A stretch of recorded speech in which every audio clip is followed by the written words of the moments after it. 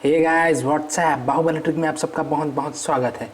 Guys हम क्या पढ़े थे मनुष्य में पाचन तंत्र, जिसमें हमने देखा कि किस तरीके से भोजन को दांतों तले दबाया जाता है। जब स्टमक में पहुंचता है तो एसिड अटैक किया जाता है, HCl डाला जाता है और फिर उसमें जितनी सारी ऊर्जाएं रहती है सबको अवशोषित कर लिया जाता है। और जब बेचारा यूजलेस हो जाता है, एकदम अनुपयोगी हो जाता है, तो उसको शरीर से बाहर निकाल दिया जाता है। ये क्या बात हुई? तो इन्हीं बात को तो जानना है आज, और जानेंगे हम मनुष्य में पाचन की प्रक्रिया को। तो चलिए देखते हैं आज का लेक्चर। देखिए, पाचन की प्रक्रिया।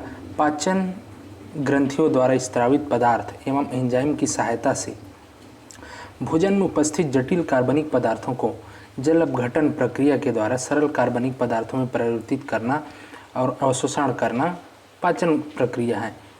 तो इस शुरू से हम पढ़ते आ रहे हैं कि भोजन है वो जटिल कार्बनिक पदार्थ होता है और उसको सरल कार्बनिक पदार्थ में तोड़ा जाता है, तभी तो उसका यूज़ करेंगे। क्योंकि जटिल कार्बनिक पदार्थ है तो उसका सीधे तरीके से यूज़ नहीं किया जा सकता, उसको तोड़ना पड़ेगा। और तोड़ने के लिए एंजाइम चाहिए। एंजाइम जो है वो पाचक ग्रंथियों से स्त्रावित होता है। तो इस तरीके से यही पाचक एंजाइम जो है वो भोजन को तोड़ना है और यही पाचन है। तो पाचन की प्रक्रिया यांत्रिक व रासायनिक विधि द्वारा संपन्न होती है। यांत्रिक और रासायनिक विधि। यांत्रिक कहने का मतलब ये है कि कुछ ऑर्गन्स ऐसे होते हैं जिसमें मूवमेंट होते रहता है, और मूवमेंट होते रहता है तो जिसके कारण भोजन जो है छोटे छोटे टुकड़ों में विभाजित हो जाता है।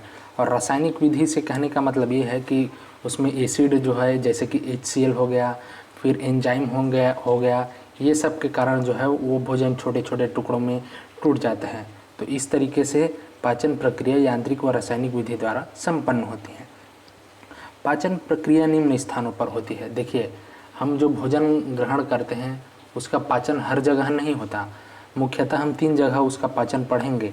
एक तो हो गया मुख गुहा में, जो बकल कैविटी जिसको बोलते हैं, वहाँ पर।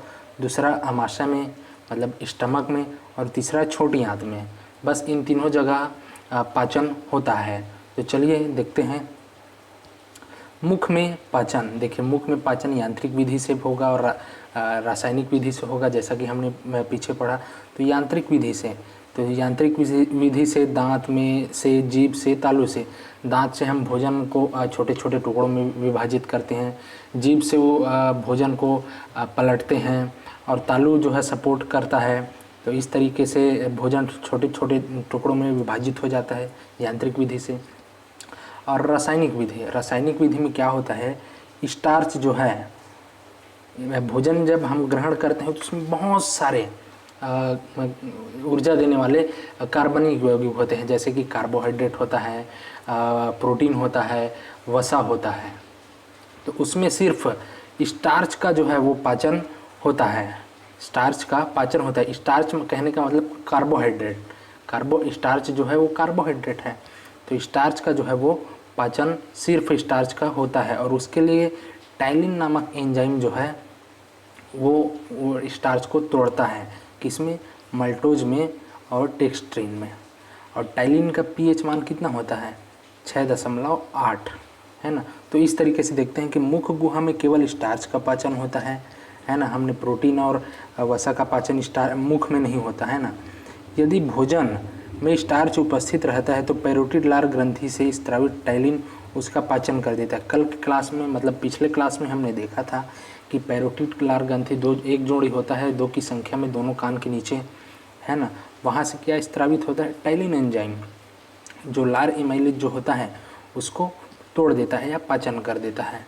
और इस तरह स्टार्च, जिसको जटिल कार्बनिक पदार्थ कहते हैं, मल्टोज व डेक्स्ट्रिन सरल कार्बनिक पदार्थ में परिवर्तित कर देता है। शरीर में 30% स्टार्च का पाचन टाइलिन से होता है। तो शरीर में जितने भी हम भोजन ले रहे हैं उसमें से 30% का पाचन जो है मुख गुहा में होता है, मतलब टाइलिन से होता है। कहने का मतलब ये है कि 30% जो स्टार्च का पाचन है वो टाइलिन से होता है। आगे देखते हैं आमाशय में पाचन। आमाशय, अब भोजन देखो, मुख से में जितना पाचन होना था हो गया स्टार्च का, बाकी का तो नहीं हुआ। अब वो सीधा इसोफेगस मतलब ग्रास नली से होते हुए सीधा पेट में जाएगा, मतलब स्टमक में जाएगा, मतलब आमाशय में जाएगा। अब आमाशय में आगे की क्रिया होगी तो देखते हैं यांत्रिक पाचन। आमाशय की दीवार भोजन को अम्लीय जठर रस से मिलाकर काइम में बदल देता है। काइम कहने का मतलब क्या होता है? काइम का कहने का मतलब लुदगी होता है। इतना मतलब जठर रस स्त्रावित होता है कि जो भोजन होता है वो लुदगी का रूप ले लेता है, मतलब बोलस क्या बोलते हैं, लुदगी का रूप ले लेता है, जिसको बोलते हैं काइम, है ना। ये हो गया यांत्रिक पाचन। अब रासायनिक पाचन देखते हैं कि आमाशय में म्यूकोसा में 3 कोशिकाएं होती है, मतलब म्यूकोसा नहीं, आमाशय में ही समझ लीजिए कि 3 कोशिकाएं होती है। और वो कोशिकाएं कौन कौन सी है? गॉबलेट सेल मतलब गॉबलेट कोशिका, ऑक्जेंटिक कोशिका और जाइमोजेनिक कोशिका, है ना। कौन कौन सा? गॉबलेट कोशिका, ऑक्जेंटिक कोशिका और जाइमोजेनिक कोशिका। तो गॉबलेट कोशिका से जो है म्यूकस स्त्रावित होता है। अब क्यों स्त्रावित होता है ये हम बताएंगे आगे। ऑक्जेंटिक कोशिका वहाँ से HCl स्त्रावित होता है, और जाइमोजेनिक कोशिका वहाँ से पेप्सिन, रेमिन और लाइपेज स्त्रावित होता है ना। तो देखिए जब भोजन जो है वो कहाँ पहुँच गया? अब सीधा स्टमक में मतलब आमाशय में पहुँच गया।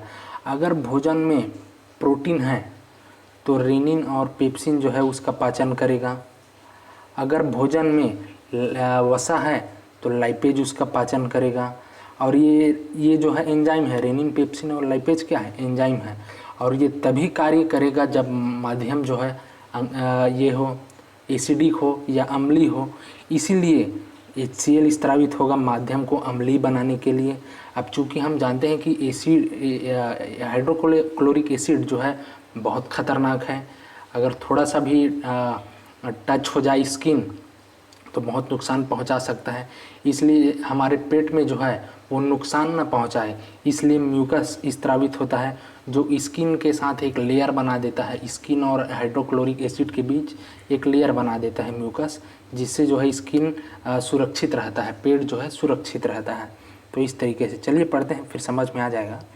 पेप्सिन भोजन में उपस्थित प्रोटीन का पाचन करता है, जबकि रेनिन दूध के प्रोटीन का पाचन करते हैं। देखिए प्रोटीन भोजन में भी होता है, जैसे हम सोयाबीन खा लिए, मांस मटन खा लिए, उसमें प्रोटीन होता है।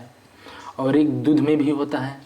तो अगर दूध में प्रोटीन है उसको रेनिन जो है पाचन करेगा, और जो भोजन में प्रोटीन है उसको पेप्सिन पाचन करेगा, है ना, इस तरीके से।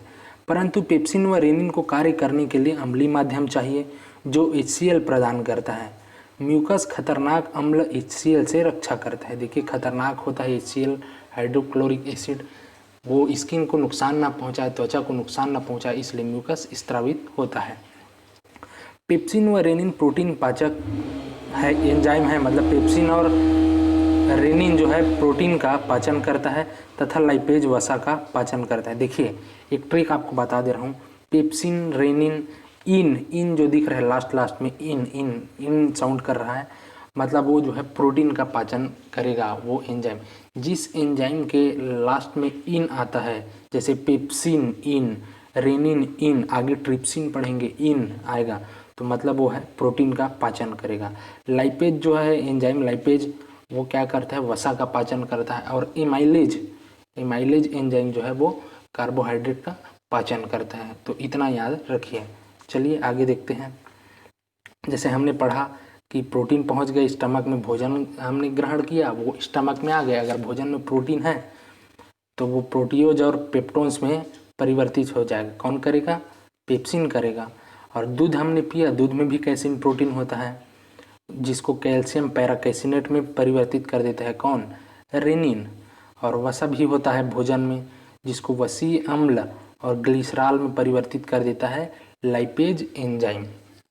तो इस तरीके से हमने मुख गुहा में पढ़ लिया पाचन, और क्या बोलते हैं, आमाशय में पढ़ लिया पाचन। अब हम पढ़ते हैं छोटी आंत में पाचन, है ना। तो देखिए यांत्रिक पाचन, छोटी आंत में पेशी गति होती है जिससे भोजन टूटता है। जो छोटी आंत में जो है गति होती रहती है, जिसके कारण से भोजन छोटे छोटे टुकड़ों में विभाजित हो जाता है। उसके बाद पढ़ते हैं रासायनिक पाचन। तो रासायनिक पाचन में अग्नाशय से अग्नाशयी रस स्त्रावित होता है। अग्नाशय से हमने पढ़ा था, कल पढ़ा था कि अग्नाशय से अग्नाशयी रस स्त्रावित होता है कहाँ, डियोडेनम में। छोटी आंत के जो डियोडेनम या ग्रहणी वाला भाग है वहाँ पर अग्नाशयी रस स्त्रावित होता है। और ये अग्नाशयी रस कौन कौन से है, तो ट्रिप्सिन है, एमाइलेज है और लाइपेज है। देखिए हमने पिछले क्लास में स्टमक में पढ़ा था कि वहाँ भी लाइपेज स्त्रावित होता है। तो देखिए उसको जो है अमाशयी लाइपेज बोलते हैं।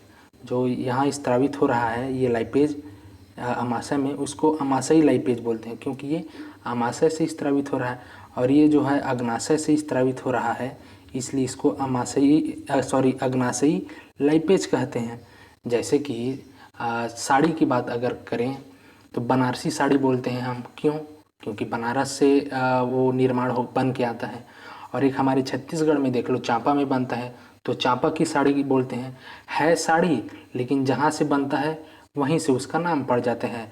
उसी प्रकार से ये है लाइपेज, और जहाँ से निकलता है वहीं से उसका नाम पड़ जाता है। जैसे अग्नाशय से निकलता है तो अग्नाशयी लाइपेज, और अमाशय से निकलता है तो अमाशयी लाइपेज, है ना। तो इस तरीके से है। और एमाइलेज देख लीजिए, ये अग्नाशय से निकल रहा है इसलिए अग्नाशयी एमाइलेज हो जाएगा ये। और हमने लार एमाइलेज पढ़ा था, टाइलिन मुख में लार से को ही लार एमाइलेज कहते हैं, इस तरीके से। तो आगे देखते हैं, प्रोटीन जो है ट्रिप्सिन की उपस्थिति में, मतलब ट्रिप्सिन जो है प्रोटीन पर अटैक करता है, क्योंकि भोजन में प्रोटीन तो है, ट्रिप्सिन अटैक करेगा उसको अमीनो अम्ल में परिवर्तित कर देगा। और पीएच मान, किस पीएच मान में ट्रिप्सिन कार्य करता है, 7.8। कहने का मतलब होता है ये क्षारीय माध्यम में कार्य करता है ना। और वो रेनिन और पेप्सिन किस माध्यम में कार्य कर रहा था, वो अम्लीय माध्यम में कार्य कर रहा था। और अम्लीय माध्यम कौन प्रदान कर रहा था, HCl। और इसको क्षारीय माध्यम ट्रिप्सिन को कौन प्रदान करेगा, तो पित्तरस, है ना। पित्तरस जो है क्षारीय माध्यम प्रदान करेगा। उसके बाद देखते हैं स्टार्च। स्टार्च जो है अग्नाशय से स्त्रावित हो रही है, इसलिए अग्नाशयी एमाइलेज जो है स्टार्च पर अटैक करेगा और उसको माल्टोज में कन्वर्ट कर देगा, है ना। स्टार्च का हमने पाचन और कहाँ देखा था, मुख में, और अमाशय में नहीं देखा था। अब सीधा हम किस में देख रहे हैं, छोटी आंत में। उसके बाद देखते हैं वसा। वसा जो है लाइपेज एंजाइम अटैक करता है वसा पर, और उसको वसीय अम्ल और ग्लिसरॉल में बदल देता है। तो इस तरीके से पाचन होता है। तो हमने क्या क्या पढ़ा कि जैसे इस इमेज के माध्यम से पूरा पाचन प्रक्रिया को आप समझिएगा कि हमने खाना खाया, अगर भोजन में बहुत सारे कार्बनिक यौगिक है, प्रोटीन है, वसा है, कार्बोहाइड्रेट है, स्टार्च है। तो स्टार्च अगर है तो ये पैरोटिड ग्रंथि दिख रही कान के नीचे, अगर भोजन में स्टार्च है तो तुरंत यहाँ ये टाइलिन जो है इसमें पहुँच जाएगा, क्यों, पाचन करने के लिए। तो देखिए पैरोटिड लार ग्रंथि से टाइलिन जो है सीधा मुख गुहा में आ जाता है पाचन करने के लिए। और अगर उसमें स्टार्च है तो उसको मल्टोज और डेक्स्ट्रिन में कन्वर्ट कर देगा, है ना। और अब देखते हैं दूसरा अमाशय में पाचन, ये हो गया अमाशय। अब बाकी स्टार्च का पाचन हो गया, बाकी का तो नहीं होगा, बाकी का तो यहाँ हो गया अमाशय में। फिर उसके बाद जो बचेगा उसका पाचन छोटी आंत में होगा। तो अभी देखते हैं अमाशय में। तो अमाशय में देखिए पेप्सिन, रेनिन, HCl और म्यूकस स्त्रावित होता है, और साथ में लाइपेज। तो पेप्सिन और रेनिन इन आ रहा है मतलब प्रोटीन का पाचन करेगा। HCl जो है इन दोनों एंजाइम को अम्लीय माध्यम प्रदान करता है। म्यूकस जो है हाइड्रोक्लोरिक एसिड से रक्षा करता है, और लाइपेज जो है वसा का पाचन करता है। यहाँ देखिए, यहाँ पर स्टार्च का पाचन नहीं हुआ, यहाँ पर तो 30% स्टार्च का ही पाचन हुआ, बाकी का नहीं हुआ, और यहाँ भी नहीं हुआ। उसके बाद अब भोजन सीधा जितना होना था यहाँ पर प्रोटीन और वसा का ही हुआ, स्टार्च का नहीं हुआ। अब आगे जाके कहाँ पहुँच गया, ड्यूडेनम में। तो ड्यूडेनम में क्या होगा, यहाँ से लीवर है, देखिए ये लीवर से पित्तरस स्त्रावित होगा।